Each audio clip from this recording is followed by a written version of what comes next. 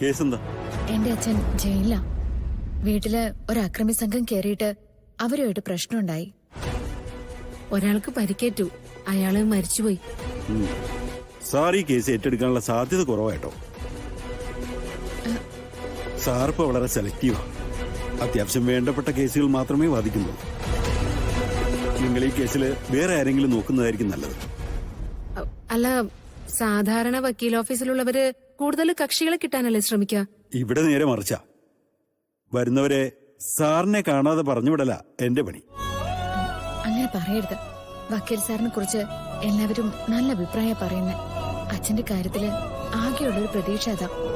അല്ല കുട്ടി, ഞാൻ പറഞ്ഞു വന്നത്, ദേ സാർ വന്നല്ലോ.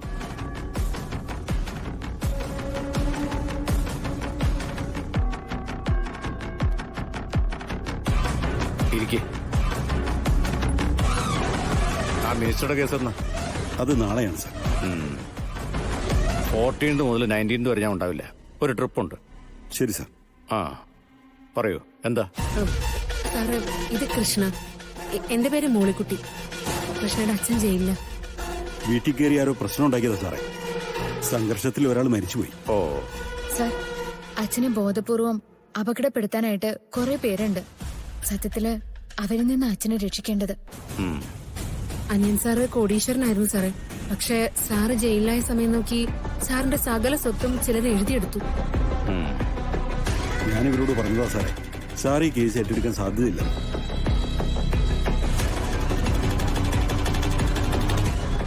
നിങ്ങളൊരു കാര്യം പറഞ്ഞിട്ട് ഞാനത് നിഷേധിക്കുകയാണെന്ന് തോന്നരുത്. എൻ്റെ ഒരു റിക്വസ്റ്റാണ്. പറ്റുമെങ്കിൽ നിങ്ങൾ വേറൊരാളെ നോക്കണം. സാറ് ഞങ്ങളെ കൈവിടരുത്. ഇതല്ലാതെ ഞങ്ങളുടെ മുന്നിൽ വേറെ മാർഗമൊന്നുമില്ല. സാറാവുമ്പോ അച്ഛനെ പുറത്തിറക്കും എന്നൊരു വിശ്വാസമുണ്ട്.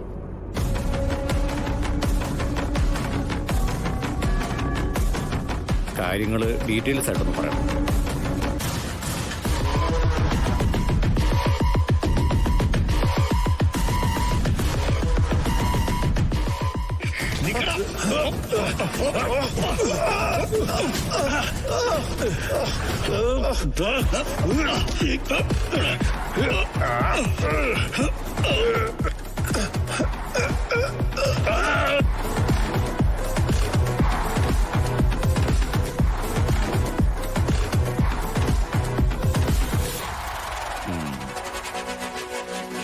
ഇതിപ്പോ കുരുക്ഷേത്ര യുദ്ധത്തിന്റെ കഥ ചോദിച്ച പോലെയായല്ലോ. അമ്മേ, അച്ഛൻ ഒരു കള്ളോപ്പിട്ട് കാണിച്ച് അവരെ തിരിച്ചയച്ചു. അതും വിശ്വസിച്ച് അവരിനി ആരെയും വിളിക്കില്ലെന്ന് അമ്മയ്ക്ക് തോന്നുന്നുണ്ടോ? സിത്താര വിളിക്കും, അല്ലെങ്കിൽ ഗാഥ തന്നെ വിളിക്കും. അപ്പൊ എന്താ സംഭവിക്ക? എല്ലാരും കൂടി അച്ഛനെ പിടിച്ച് കുരിശിക്കേക്കും. അതിന് സാധ്യതയുണ്ട്. പൊതുവെ എല്ലാവർക്കും നോട്ടമുള്ളതാ എന്റെ തടി. നിർമ്മലെ കുഴപ്പാവോ? കൊഴപ്പാവണം. ഉദയേട്ടാ, സിത്താര മാത്രം കാര്യങ്ങൾ അറിഞ്ഞതുകൊണ്ട് ഒരു പ്രയോജനമില്ല. അറിയേണ്ടത് അവളാ, ആ ഗാഥ. നവീൻ ഡിവോഴ്സ് സമ്മതിച്ചു എന്ന് അറിഞ്ഞു കഴിഞ്ഞാ പിന്നെ അവള് ജീവിച്ചിരിക്കില്ല. പെങ്കൊച്ച് കേറി അങ്ങ് തൂങ്ങും, ഉറപ്പല്ലേ? അങ്ങനെ ഒരു സാധ്യത ഞാൻ കാണുന്നുണ്ട്. പക്ഷെ അത് എങ്കിൽ ആ സാധ്യത നമുക്ക് മുതലെടുക്കാം. ഹോ, എന്റെ പ്രിയപ്പെട്ട ഗാഥ മോളോട് ഞാൻ തന്നെ കാര്യങ്ങൾ അവതരിപ്പിക്കാം.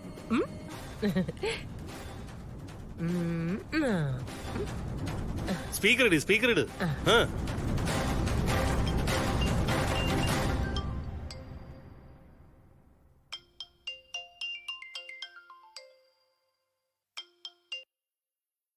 ഹലോ.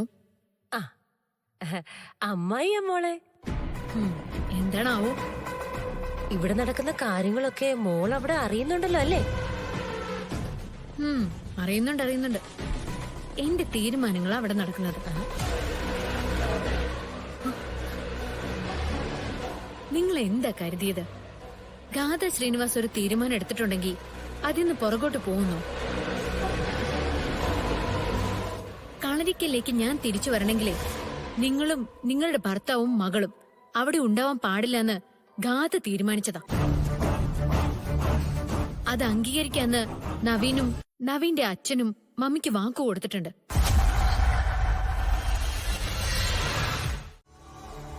കരഞ്ഞ് കാല് പിടിക്കാനാണെങ്കിലേ അത് നടക്കില്ല. നിങ്ങൾ ഇനി കളരിക്കല് വേണ്ട. ഞാൻ തിരിച്ചെത്തുമ്പോ നിങ്ങൾ അവിടെ ഉണ്ടാവാൻ പാടില്ല. നീ എങ്ങോട്ടാടി തിരിച്ചെത്തുന്നേ? കളരിക്കിലേക്കോ? ഞങ്ങൾ എവിടുന്ന് അടി ഇറങ്ങേണ്ടത്? ഞങ്ങളുടെ കുടുംബത്തിന്നോ? നീ എന്താ പറഞ്ഞേ? നിന്റെ മാമിക്ക് എന്റെ ഏട്ടൻ വാക്ക് കൊടുത്തുന്നോ ഞങ്ങൾ ഇറക്കി വിടാന്ന്? അത് സത്യമല്ലേ? ഇവിടെ നടന്നത് എന്താണെന്ന് നീ ചെന്ന് നിന്റെ മമ്മിയോട് കൃത്യമായിട്ടൊന്ന് ചോദിച്ചു നോക്ക്. ഈ വീടിനകത്തേക്ക് പോലും നിന്റെ മമ്മി ആരും കേറ്റില്ല.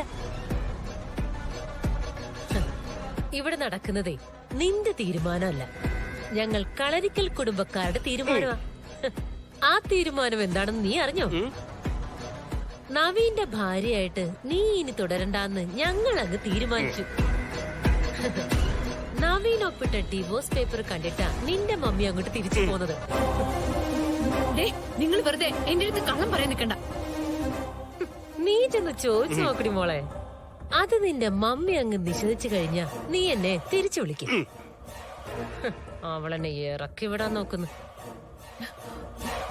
ഒരു കാര്യം നീ ഉറപ്പിച്ചോ, നവീനുമായിട്ടുള്ള നിന്റെ ബന്ധം അവസാനിച്ചു, എന്നേക്കുമായി തീർന്നു. അവളായിട്ട് തുടങ്ങി വെച്ചത് കൊണ്ട് കൊള്ളേണ്ട ഭാഗത്ത് തന്നെ കൊണ്ടു, അല്ലേ ഉദേട്ടാ? അവളെ കൊല ആയത് എന്തിന്? നിന്റെ നാക്ക് പോരെ നിർമ്മലേ.